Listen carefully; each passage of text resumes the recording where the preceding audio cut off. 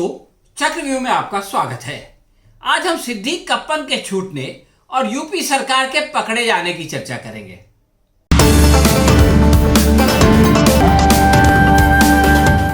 दोस्तों, सिद्दीक कप्पन को Allahabad high court की लखनऊ बेंच ने इस साल के अपने आखिरी फैसले में जमानत दे दी। योगी युग में कोर्ट से इस हिम्मत की उम्मीद नहीं थी कि वो मनी लॉन्ड्रिंग केस में केरला के पत्रकार सहाफी सिद्दीक कप्पन की रिहाई का रास्ता साफ कर देगा। लखनऊ की जिला जेल में बंद कप्पन को जस्टिस दिनेश कुमार सिंह ने बिना शर्त जमानत देने का फैसला कर लिया।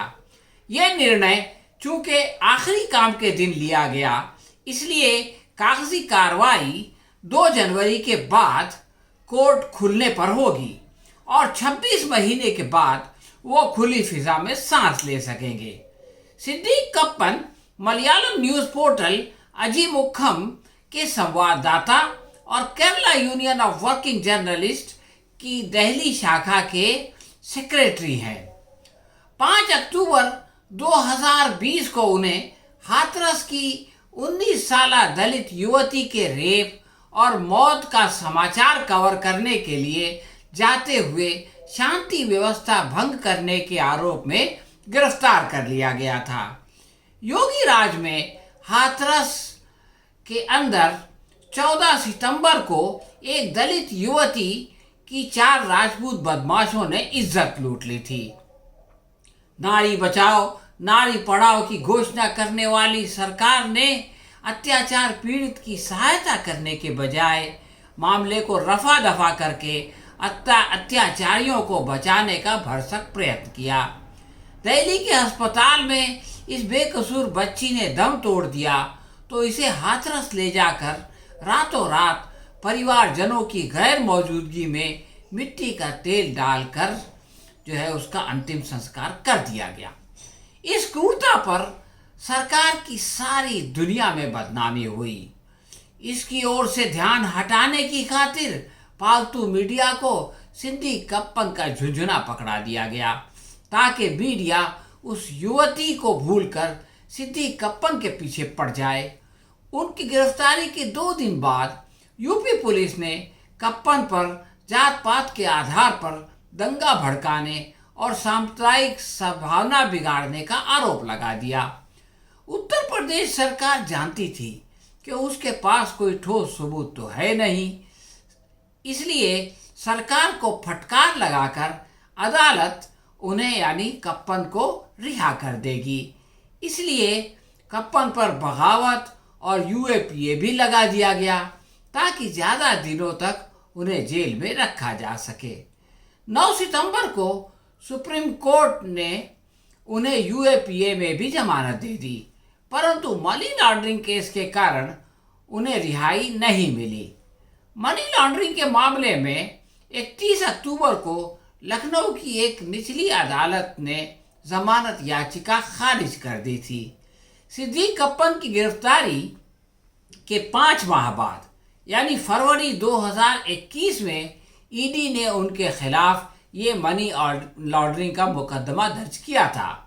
सरकार के इशारों पर कठपुतली की भांति नाचने वाली ईडी ने कप्पन को पीएफआई से जोड़कर उसे दंगे के लिए 1 करोड़ 48 लाख रुपए मिलने का दावा किया।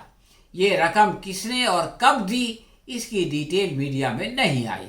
ये एक बचकाना आरोप भी लगाया गया कि कप्पन ने पीएफआई सदस्यों के काले धन को सफेद करने में सहयोग किया था।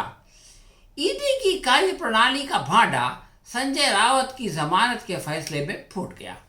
इसमें संजय राउत को गिरफ्तारी को अदालत ने यानी पीएमएलए कोर्ट ने टोटली गैर कानूनी बताया और इसे विरोधियों को परेशान करने का प्रयत्न कहा। यही बात सिद्दीक कप्पन पर भी फिट बैठती है।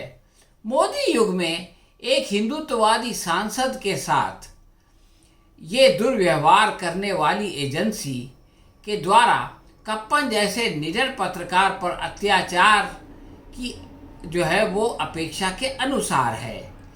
ये नियति क्या न्याय है कि सिद्दीक कप्पन पर भ्रष्टाचार का आरोप लगाने वाली यूपी सरकार खुद बहुत बड़े भ्रष्टाचार में फंस गई है। अभी हाल में 18 दिसंबर को योगी सरकार ने अमेरिका की ऑस्टिन यूनिवर्सिटी के साथ एक एमओयू पर हस्ताक्षर करने की घोषणा की। ये काम उत्तर प्रदेश के वित्त मंत्री सुरेश खन्ना, भूतपूर्व मंत्री सिद्धार्थ नाथ सिंह और additional chief secretary Arvind Kumar की उपस्थिति में हुआ था। इसके अनुसार 42 मिलियन डॉलर यानी 35,000 करोड़ की लागत से 5,000 एकड़ जमीन पर एक स्मार्ट सिटी ऑफ नॉलेज बनाने का फरेब दिया गया, लेकिन बहुत जल्द वो गुब्बारा फूट गया। उत्तर प्रदेश सरकार ने जिस यूनिवर्सिटी के साथ मामला किया उसके खिलाफ कार्रवाई करते हुए कैलिफोर्निया की राज्य सरकार ने उसकी मान्यता नवंबर 2022 में ही रद्द कर दी थी, क्योंकि एक जांच में पता चला कि यूनिवर्सिटी की बिल्डिंग खाली पड़ी है। यूनिवर्सिटी ऑफ टेक्सास अमेरिका की प्रख्यात संस्था है, जहां भारत समेत दुनिया भर के हजारों छात्र पढ़ते हैं। लेकिन यूपी सरकार ने जिस यूनिवर्सिटी के साथ एमओयू पर हस्ताक्षर किए वो एक फर्जी संस्था है, जो मिलता जुलता नाम रखकर जनता को धोखा देती है। इसमें कोई छात्र और कोई शिक्षक बल्कि कोई जो है वो काम करने वाला व्यक्ति मौजूद ही नहीं है। इसकी वेबसाइट का पता भी दर्जन भर कंपनियों का एड्रेस है। इसे student and exchange visitor programme में हिस्सा लेने की अनुमति नहीं है और न वीज़ा जारी करने का अधिकार है। वो बाहर के छात्रों को न बुला सकती है और न उन्हें वीज़ा दिला सकती है। उत्तर प्रदेश की सरकार ने अमेरिका में भी अपनी जैसी चोर संस्था ढूंढकर उससे नाता जोड़ दिया, ताकि अपना खजाना लूटकर जनता को धोखा दिया जा सके। अब ये भांडा जो है वो चौराहे पर फूट चुका है। तो ये लीपापोती हो रही है कि एमओयू ऑस्टिन यूनिवर्सिटी के साथ नहीं, ऑस्टिन कंसल्टिंग ग्रुप के साथ किया गया है और ऐसे में यूनिवर्सिटी की छानबीन आवश्यक नहीं है।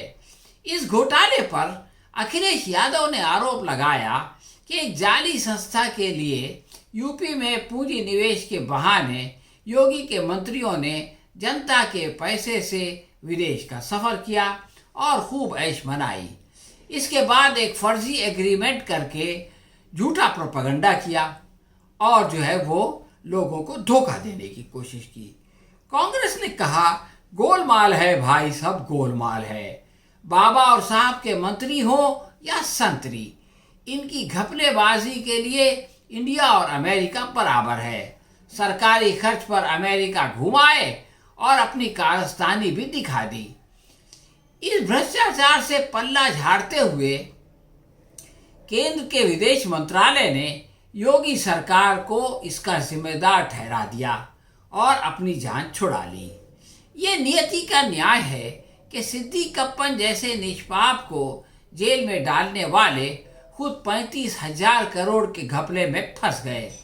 काश के ईडी इस भ्रष्टाचार में लिप्त लोगों को गिरफ्तार करके इनसे पूछताछ करता, लेकिन इसके लिए सत्ता परिवर्तन का इंतजार करना होगा। लेकिन वो सुबह कभी तो आएगी जब सिद्दीकप्पन को सजा देने वालों को सजा सुनाई जाएगी। हाँ तो दोस्तों, ये थी हमारी आज की समीक्षा।